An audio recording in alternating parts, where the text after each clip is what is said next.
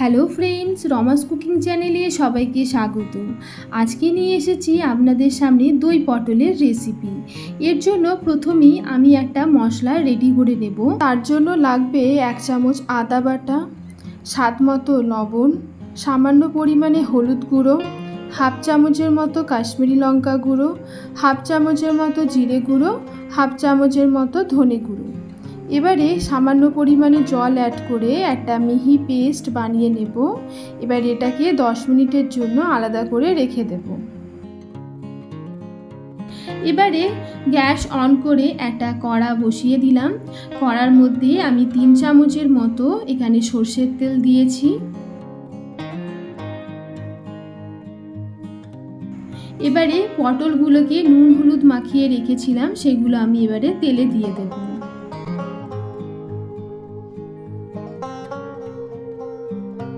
পটলগুলোকে আমি বীজ ছাড়িয়ে নিয়েছি। আপনারা বীজ সমেত পটল ভাজতে পারেন। পটলগুলোকে খুব বেশি করে ভাজবেন না, এর ফলে চামড়া জড়ো হয়ে যাওয়ার চান্স থাকবে, খেতে একদমই ভালো লাগবে না। একটু লালচে লালচে করে ভাজা হলেই হবে। আমার পটলগুলো ভাজা হয়ে গেছে। আমি এবার একটা জায়গার মধ্যে এগুলোকে তুলে রেখে দেব। বেঁচে থাকা তেলের মধ্যে আমি সামান্য পরিমাণে কালো জিরে ফোড়ন দেব।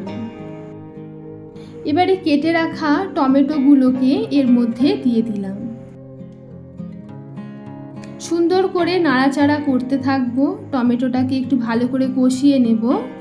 টমেটো যাতে তাড়াতাড়ি গলে যায় তার জন্য 1 চামচের মতো এখানে লবণ দিয়ে দিলাম। ভালো করে টমেটোটাকে একটু কষিয়ে নিচ্ছি। এরপর রেডি করে রাখা মশলাটা এখানে অ্যাড করে দেব। এবার ভালো করে মশলাটাকে কষে নেব যতক্ষণ পর্যন্ত মশলা থেকে তেল না বের হচ্ছে এবং টমেটোটা সম্পূর্ণভাবে গলে না যাচ্ছে। দেখুন আমার মশলাটা কষানো হয়ে গেছে। এইখানে এবারে 1 বাটির মতো টক দই আমি ফেটিয়ে রেখেছিলাম, সেটাকে দিয়ে দিলাম। সুন্দর করে টক দই দেওয়ার পরে কষিয়ে নেবেন, নাহলে কড়াতে ধরে যাওয়ার চান্স থাকবে। এবারে আমি 2 চামচের মতো এখানে চিনি অ্যাড করলাম। যেহেতু টক দই দিয়েছি তার জন্য চিনি অ্যাড করতে হবে।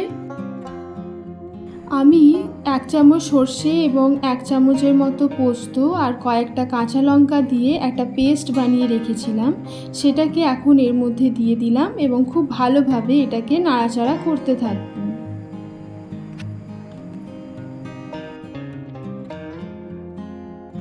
এবারে দিয়ে দেব পর্যাপ্ত পরিমাণে জল। ঝোলটা একটু ফুটে উঠলে দিয়ে দেব ভেজে রাখা পটলগুলোকে দিয়ে দেওয়ার পর এটাকে 10 মিনিটের জন্য ঢেকে রান্না করতে দেব। 10 মিনিট পর আমি একটু চেক করে নেব আমার পটলগুলো সেদ্ধ হয়ে গেছে কিনা। পটলগুলো একদম সেদ্ধ হয়ে গেছে। এই অবস্থায় সামান্য পরিমাণে গরম মশলা এখানে অ্যাড করে দিলাম। ভালো করে গরম মশলাটাকে মিক্সড করে নেব, তাহলেই রেডি হয়ে যাবে আমাদের দই পটলের রেসিপি। আজকের রেসিপি যদি ভালো লেগে থাকে অবশ্যই লাইক, কমেন্ট, শেয়ার করবেন এবং আমার চ্যানেলটাকে সাবস্ক্রাইব করবেন। থ্যাংক ইউ বন্ধুরা।